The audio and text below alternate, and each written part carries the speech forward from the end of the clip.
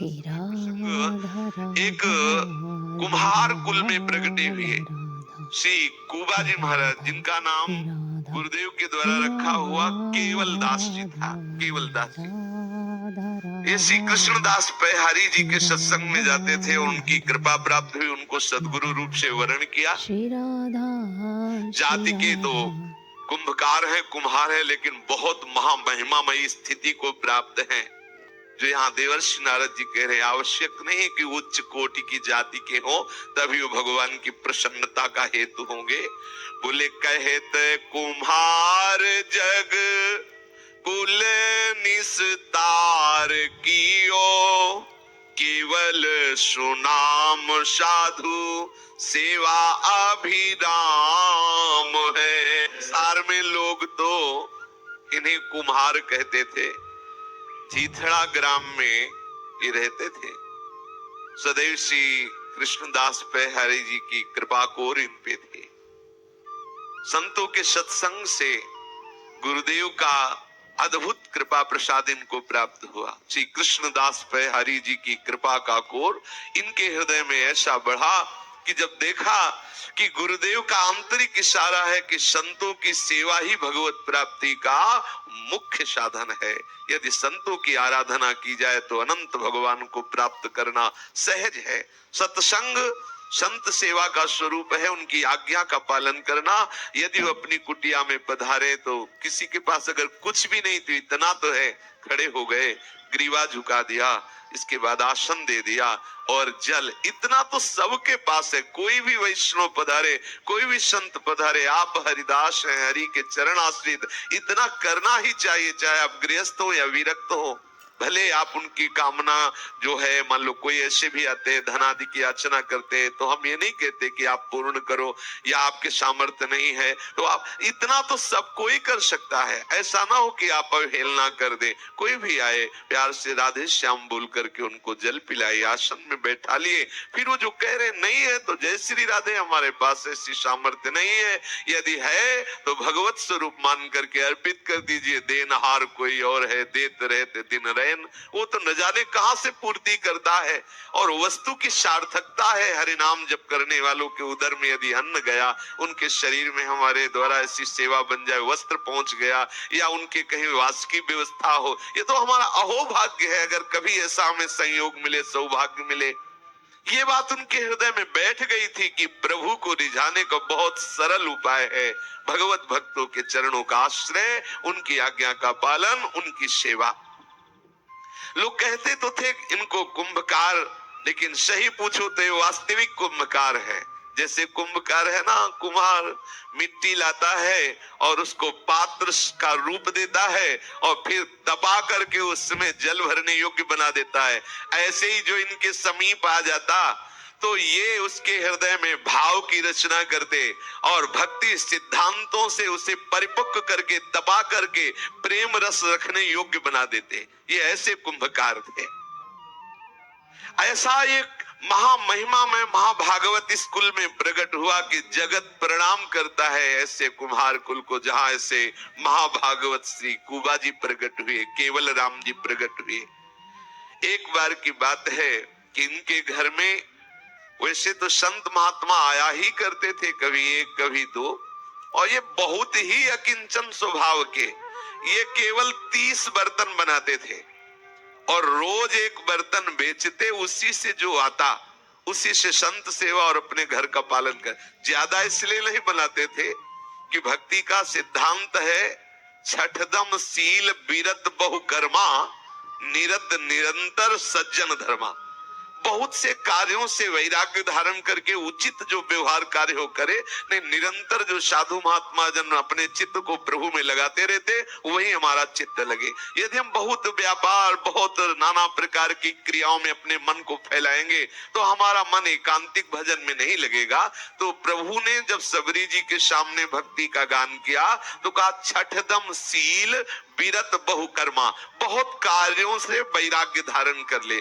इसी सिद्धांत को लेकर के श्री कुबाजी महाराज बहुत बर्तन नहीं बनाते थे, 30 बर्तन बनाते थे और उन्हीं को परिपक्व करके एक रोज बेचते, जो उससे अर्थ आता उससे अपने परिवार का आए हुए अतिथि का पोषण करते।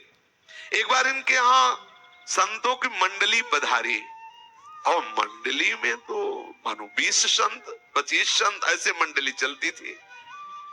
अब जैसे एक मंडली है सौनक जी की, 88,000 ऋषि है, अगर ये मंडली आ जाए तो बहुत ही विचित्र बात।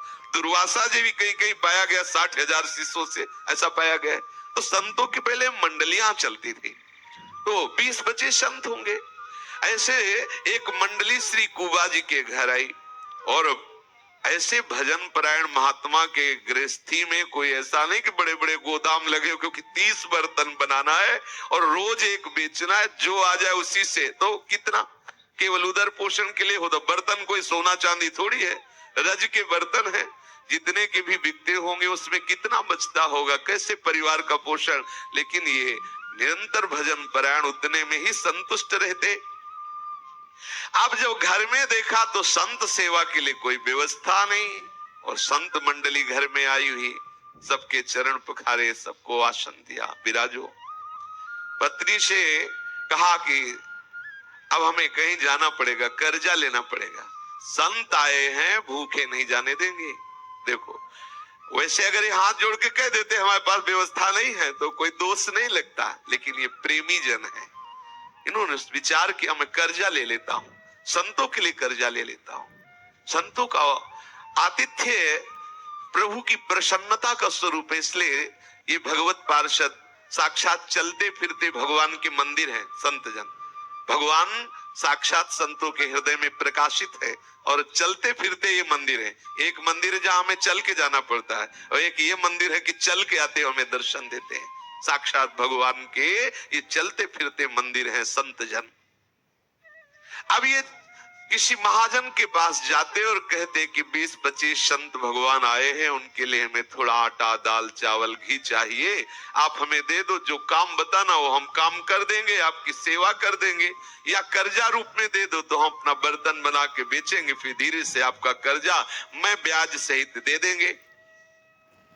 प्रायः महाजनों ने, जो धनी मानी थे, उन लोगों ने मना कर दिया कि गरीब आदमी है, इनको क्या दें, और जो देंगे तो पता नहीं कितने दिनों में दें। एक थोड़ा चतुर चालाक स्वभाव के थे, उन्होंने कहा कि देखो हमारा एक काम है, अगर तुम कर दो तो जितना कहो हम भोजन सामग्री दे सकते हैं। हाँ हाँ बोलिए आपका क्या काम है? बोले कुआं खोदना है। उस समय पानी के लिए कुआं ही होता था। मुझे जल चाहिए, जल के लिए कुआं चाहिए, और वहां कुआं खोदना मतलब 80 हाथ के नीचे कहीं पानी मिलता था। अब वो तय कर लिया। देखो कैसा स्वार्थी स्वरूप होता है धनी मानी जनों का। केवल भोजन संतों का करवाना है, वो जो चाहो आटा दाल घी ले जाओ, लेकिन आपको कुआं खोदना पड़ेगा। और ये इतने भगवत भक्तों की आराधना में तन्मय कि केवल इतने पे तय हो गया, ठीक है आज तुम हमें घी बुरा आटा दाल चावल ये दे दो, आज हम संतों को भोग पवाते हैं, फिर इसके बाद हम आपका पक्का वादा जितना जैसा कहोगे वैसा हम कुआं खोद देंगे। स्वीकार कर लिया प्रसन्न मुद्रा में। अब जो जो आवश्यक सामग्री थी उसने दे दिया। अब इनके हृदय में बहुत आनंद है कि जिन संतों के केवल एकमात्र जीवन आधार भगवान श्याम सुंदर है, आज उनकी आराधना करने का मुझे प्रभु ने अवसर दिया है। ऐसे आनंद मगन होकर के बहुत सी सामग्री ला करके संतों की सेवा कर रहे हैं। सुंदर सुंदर पकवान आदि बनाए, भोज्य पदार्थ बनाए और ठाकुर को भोग लगाया और सब संतों को पवाया। खूब आनंदित हो रहे हैं। कितनी भगवत भक्तों के प्रति प्रियता है कुबा जी की। केवल संतों के उदर पोषण के लिए वो सामग्री देगा और आप ही कुआं खोदेंगे। कितनी बड़ी बात थी कुआं खोदना। अब आप सोचिए, थोड़ी क्यारी खोदना हो तो बात अलग, पूरा कुआं खोदना है 80 हाथ का, तभी वहां से जल निकलेगा। अब जब संत भगवान सुंदर प्रसाद पाए, 1-2 दिन रुके और फिर चले गए, तो इन्होंने वादा किया था कि मैं सेवा करूंगा, कुआं खोदूंगा। बड़ी रसमयी स्थिति है।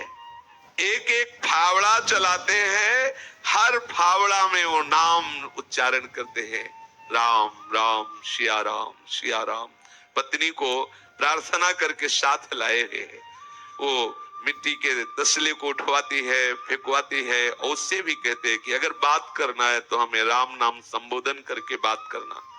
बात करने जैसे अपने लोग बात करते हैं, राधे ऐसा संबोधन करते हैं, श्री हरिवंश ऐसा मतलब हमें पुकारा जा रहा है या हमें संकेत किया जा रहा है। वैष्णव जन आपस में संकेत भी करते हैं तो आराध्य देव के नाम से ही संकेत करते हैं। अब वो इस भाव में मगन है कि इसने संत सेवा के लिए हमें जो सामग्री दी, मुझे पूर्णतया वादा निभाना है। स्वार्थ लोभी महाजन को तो आनंद हो गया, थोड़ा सा अन्न देने पर इतना बड़ा काम करवाना, उसके लिए तो और लाभ का विषय है।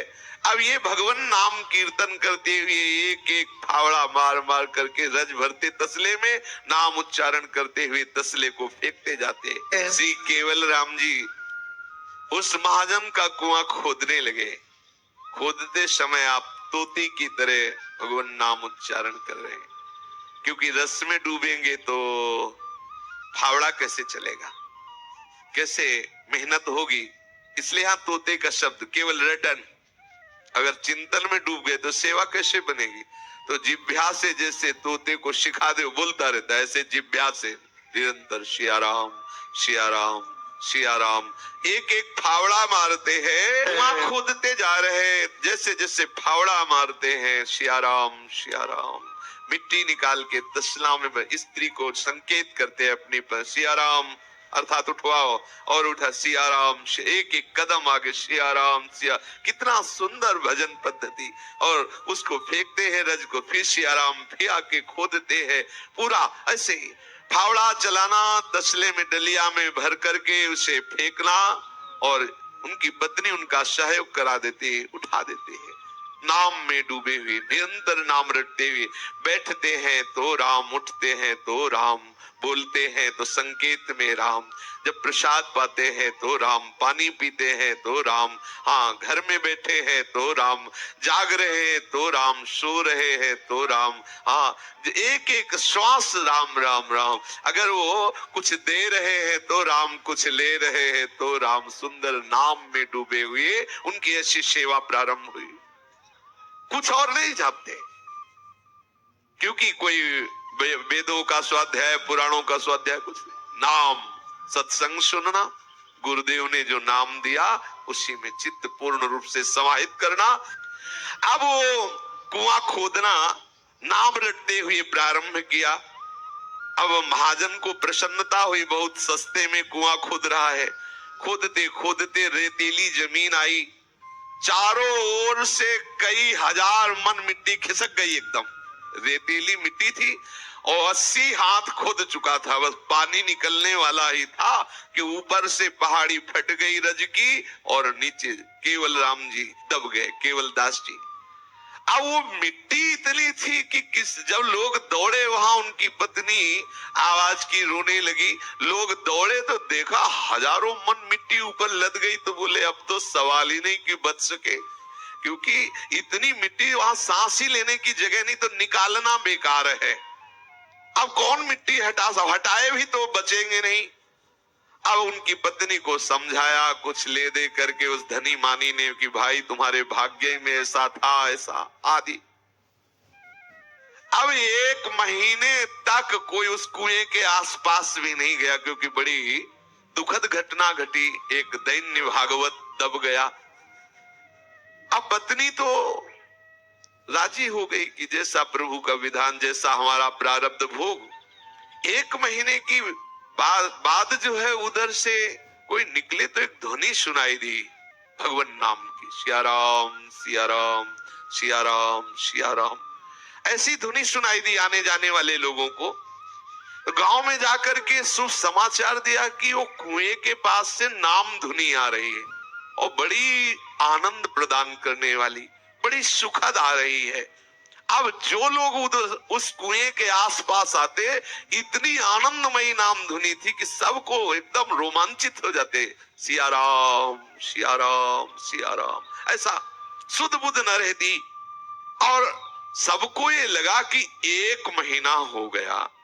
1 महीने में तो क्या 1 मिनट में मर जाएगा व्यक्ति, जिसके ऊपर इतनी रज गिर गई है, कुएं में नीचे वो हो, जीने का तो कोई सवाल नहीं, ये नाम कैसे चल रहा है। अब यात्रियों के द्वारा ये भी सुनाई दिया कि केवल नाम ही नहीं चल रहा, साथ में ताल मृदंग करताल भी बज रही है।